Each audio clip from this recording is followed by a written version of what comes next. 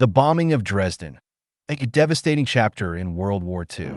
The bombing of Dresden in February 1945 remains one of the most controversial and tragic events of World War II. Over the course of just a few days, the historical and cultural heart of this ancient German city was destroyed by a series of Allied air raids, resulting in the deaths of tens of thousands of civilians and leaving a lasting legacy of destruction, loss, and controversy.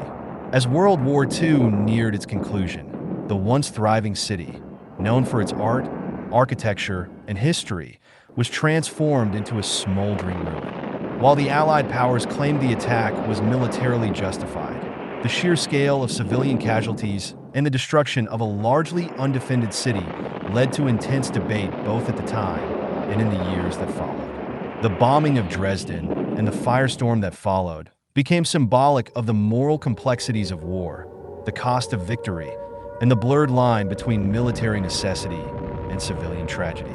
Dresden, a cultural gem in wartime Germany. Before the war, Dresden was one of the most beautiful cities in Europe. Known as the Florence on the Elbe, it boasted a rich cultural heritage and was famed for its Baroque and Rococo architecture, world-class museums, and vibrant artistic community. Dresden had been a center of German art and culture for centuries, home to masterpieces by painters such as Raphael and Canaletto, and its skyline was dominated by grand structures such as the Zwinger Palace, the Semper Opera House, and the Frauenkirche, Church of Our Lady. Despite its cultural significance, Dresden had strategic importance as well. It was a key transportation hub with major railway lines connecting it to the Eastern Front, which made it a target in the final months of the war. However, until early 1945, Dresden had been relatively untouched by the war's destruction. Unlike cities like Berlin or Hamburg, Dresden had not yet experienced large-scale bombing raids, leading many of its residents to believe that it would remain spared from the worst horrors of the war. The strategic context. Why Dresden? By the start of 1945, Nazi Germany was on the verge of defeat. The Allied powers, comprised of the United States, the United Kingdom, and the Soviet Union, were closing in on the Third Reich from all directions. In the east, the Soviet Red Army was advancing rapidly, pushing through Poland and into Germany itself. In the west, American, British, and other Allied forces had crossed the Rhine and were moving deep into German territory. Though Germany's collapse was imminent, the Allies were determined to break the remaining resistance and bring the war to an end as quickly as possible. The city of Dresden, although lacking major industrial targets or heavily fortified military defenses, was a significant transportation and communication center. Its railways were critical for moving troops, supplies, and material to the Eastern Front, where German forces were desperately trying to slow the Soviet advance. Moreover, Dresden's proximity to the Soviet front lines made it a prime candidate for a bombing campaign that would both cripple German logistics and support Soviet military operations. The Allied combined bomber offensive, which had been ongoing since 1942, was designed to destroy Germany's war-making capability by targeting key military installations, factories, and transportation networks, as well as to break the morale of the German people. The British Royal Air Force, RAF, under the command of Air Marshal Sir Arthur Harris, had adopted a strategy of area bombing, which focused on widespread destruction rather than precise targeting. Harris believed that terrorizing the German population by targeting cities, including civilians, would hasten the end of the war by breaking the Germans' will to fight. Dresden, relatively untouched by war up until February 1945, was not just a target for its strategic value. Its destruction was also intended to send a message to both the German leadership and its citizens that resistance was futile and total defeat was inevitable. The bombing begins.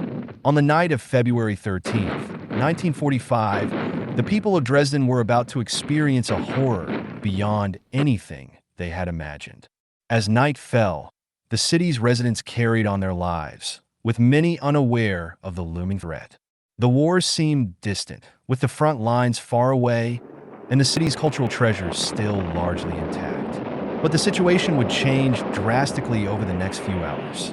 At approximately 10 p.m., the air raid sirens began to sound. It was the beginning of one of the most devastating bombing campaigns of the war.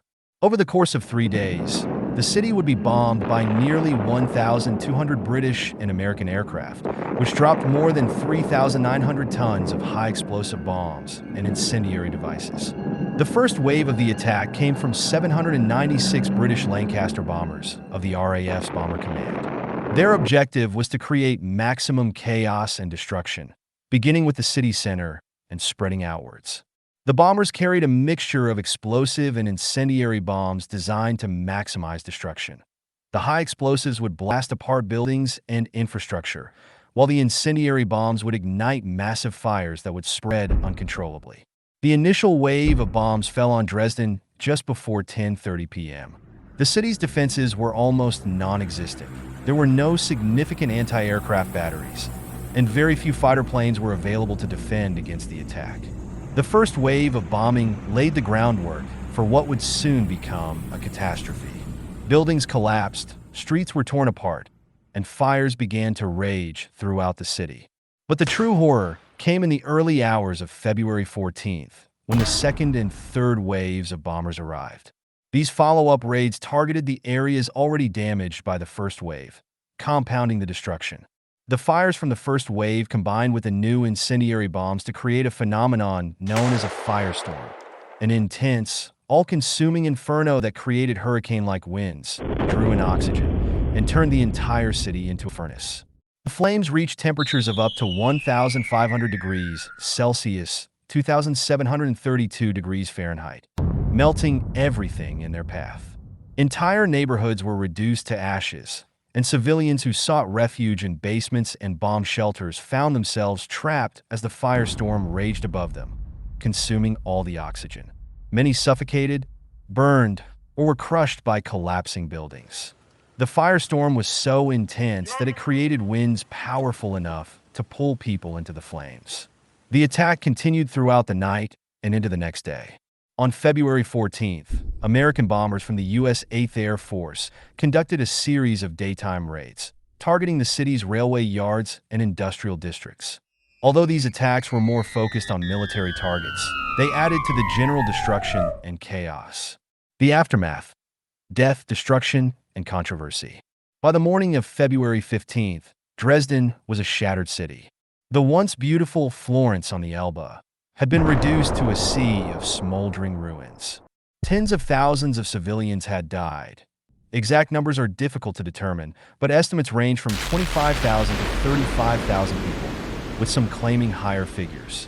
The dead included children, the elderly, refugees fleeing the advancing Soviet forces, and citizens who had believed Dresden would be spared from the war's wrath. The devastation was not limited to the loss of human life. Much of Dresden's cultural and historical heritage was destroyed in the bombing.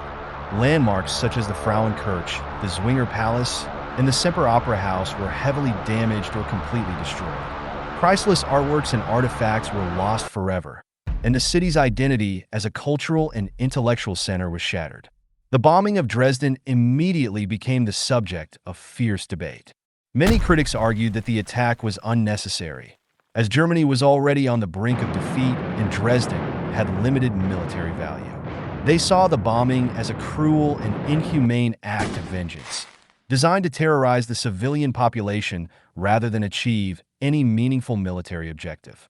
Some, including prominent intellectuals like Kurt Vonnegut, who survived the bombing as a prisoner of war, condemned the attack as a war crime. Defenders of the bombing, including the British and American military leadership, argued that Dresden was a legitimate military target due to its role as a transportation and communication hub. They pointed out that the city's railway infrastructure played a critical role in supporting German forces on the Eastern Front, and the destruction of Dresden would hasten the end of the war by disrupting German logistics. They also noted that the bombing occurred in the context of a broader strategic effort to bring about German surrender, and that Nazi Germany had inflicted far greater suffering on other nations through its own bombing campaigns, such as the attacks on London and Coventry. Legacy and remembrance. The bombing of Dresden remains one of the most controversial episodes of World War II, a stark reminder of the horrors of modern warfare and the human cost of victory. For many, it serves as a symbol of the moral dilemmas faced by military leaders during times of war, dilemmas that pit strategic necessity against humanitarian concerns. In the years after the war, Dresden was rebuilt, though many of its cultural treasures were lost forever. One of the most symbolic acts of reconstruction was the rebuilding of the Frauenkirche, which had lain in ruins for decades after the bombing. The church, completed in 2005, stands as a monument not only to the city's resilience, but also to the broader themes of reconciliation and remembrance. Today, Dresden holds annual ceremonies to commemorate the victims of the bombing and to reflect on the tragedy. The city's ruins, such as the Dresden Frauenkirche, serve as memorials to those who lost their lives and as reminders of the devastating consequences of war. In the end, the bombing of Dresden is a story not just of destruction, but also of survival, resilience, and the enduring human spirit in the face of unimaginable loss.